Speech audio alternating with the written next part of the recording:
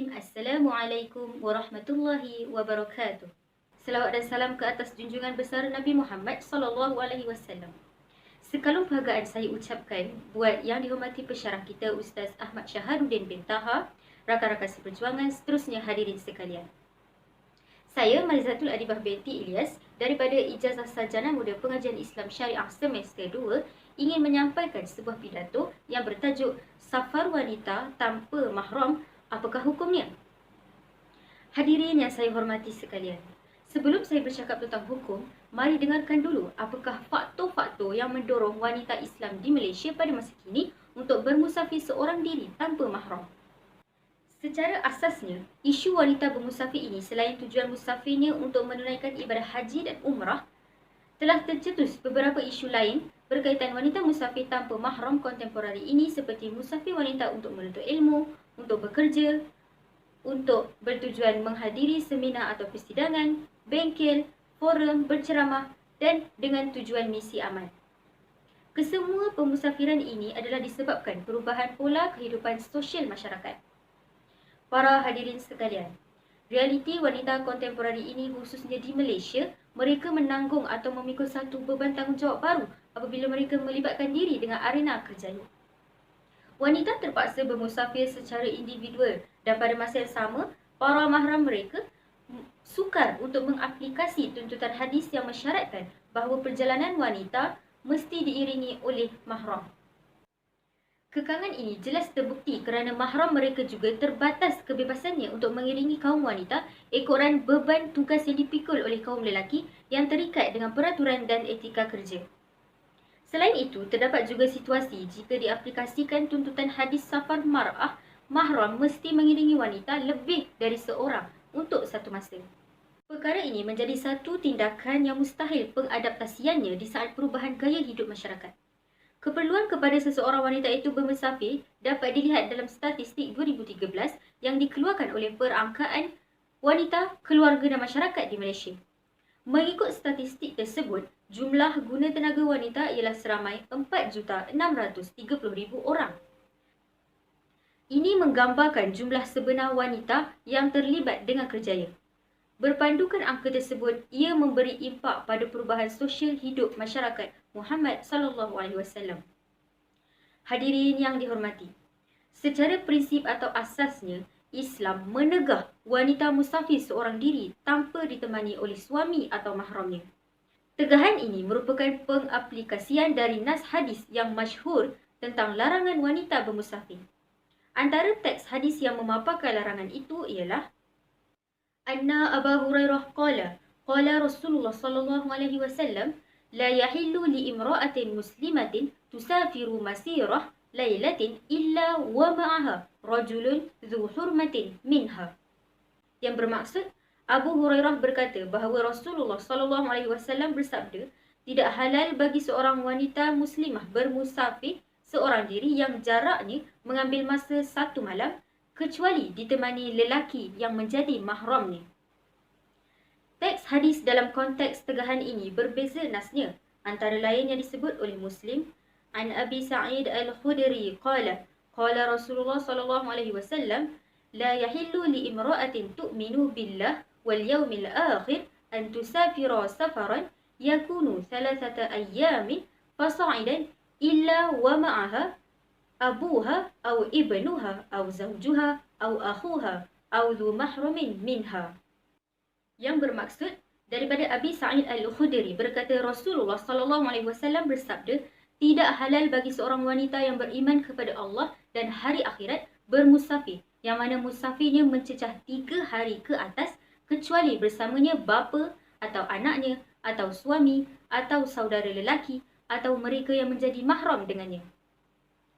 Para hadirin yang saya hormati, justeru dalam isu musafir wanita secara bersendirian, terdapat nas lain yang diriwayatkan oleh Al-Bukhari menjadi perbincangan dalam kalangan ilmuwan Islam, iaitu hadis An Addi bin Hatim marfu'an anna Rasulullah sallallahu alaihi wasallam qala fa in talat bika hayatun latarayanna al-dha'inah tartahilu min al-hirah hatta tatufa bil Ka'bah la takhafu ahadan illa Allah.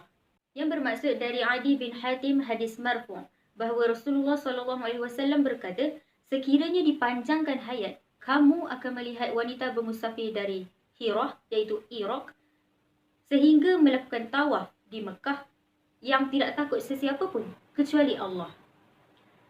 Saudara serta saudari sekalian, nas ini dapat diadaptasikan konteksnya mengikut beberapa dimensi.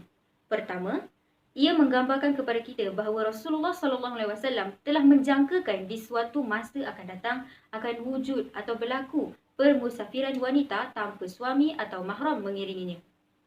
Kedua, ia menunjukkan bahawa akan wujud satu masa syiar Islam menelusuri ke seluruh pelosok alam yang secara langsung keamanan akan dikecapi.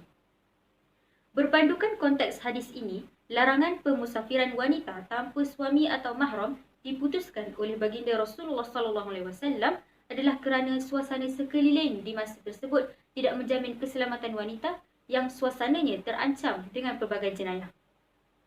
Hadirin sekalian, maka setelah suasana kehidupan sosial masyarakat berubah, ulama imam mujtahid antaranya mazhab Asy-Syafi'iyah membenarkan wanita bermusafir tanpa mahram bersama wanita lain yang boleh dipercayai.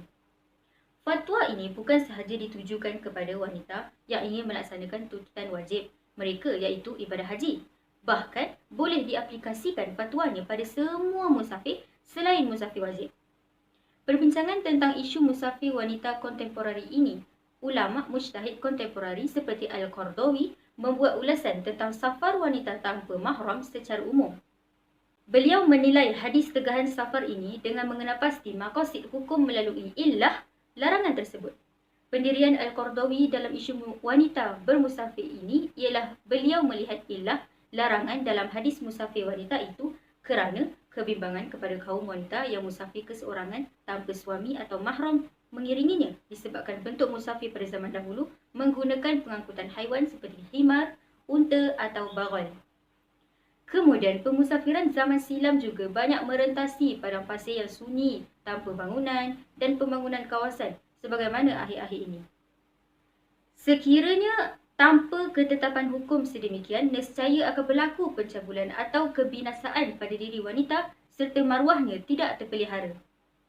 Setelah perubahan suasana sebagaimana hari ini, iaitu bentuk musafir yang tidak lagi menggunakan kenderaan binatang tunggangan serta laluan perjalanan yang tidak lagi sunyi kerana manusia pada hari ini bermusafir dengan kenderaan darat dan laut yang dipenuhi ratusan penumpang. Ilah ketakutan atau kebimbangan keselamatan wanita tidak dijadikan isu berat yang dialami wanita bermusafir keseorangan diri. Al-Qardawi berpendirian harus wanita bermusafir secara keseorangan tanpa ditemani mahram atau wanita siqah dengan mengambil kira bentuk pengangkutan yang selamat dan terjamin serta perkembangan Islam yang membentuk keamanan. Rakan-rakan seperjuangan sekalian, terdapat fatwa semasa tentang musafir wanita untuk menuntut ilmu yang menyebut harus bagi wanita bermusafir untuk menuntut ilmu di mana-mana negara yang terjamin keamanan pada dirinya serta wanita tersebut mampu berpegang dengan etika-etika syarak. Pada asasnya, tidak boleh wanita bermusafir seorang diri jika melebihi jarak qasar solat tanpa mahram. Namun, realiti suasana musafir zaman silam berbeza dengan suasana musafir pada hari ini. Pengangkutan darat seperti kapal terbang dianggap umpama sebuah kampung kecil yang bergerak dan aman yang dipenuhi dengan wanita dan lelaki. Begitu juga terdapat suasana di sesetengah universiti yang menempatkan pelajar wanita di satu hostel atau asrama serta pengangkutan khusus bagi mereka. Ini terbukti di sana wujud suasana keamanan dan keselamatan. Abdul Karim Zaidan rahimahullah ada menyebut tentang pemusafiran wanita bagi tujuan menuntut ilmu. Beliau berpendirian bahawa wanita bermusafir tanpa mahram dengan misi pembelajaran adalah diharuskan. Hadirin sekalian, apa yang dapat saya simpulkan di sini adalah walau apa jua sekalipun permusafiran yang disebut oleh baginda Rasulullah SAW dalam hadisnya adalah mencerminkan bahawa Islam memandang tinggi maruah wanita dan Islam memelihara keselamatan wanita dengan mengambil kira semua aspek. Perubahan hukum daripada larangan yang muktamad kepada harus adalah dengan mengambil kira intipati hadis, iaitu asas atau illah larangannya adalah keamanan dan keselamatan yang menjadi piawaian ukuran pada hukum tersebut. Justeru perjalanan yang diyakini keamanan dan keselamatan di sepanjang perjalanan dan di destinasi yang akan dituju mengharuskan wanita bermusafir tanpa mahram dalam konteks semasa. Sekian saja daripada saya. Wabillahi taufiq wal hidayah. Wassalamualaikum warahmatullahi wabarakatuh.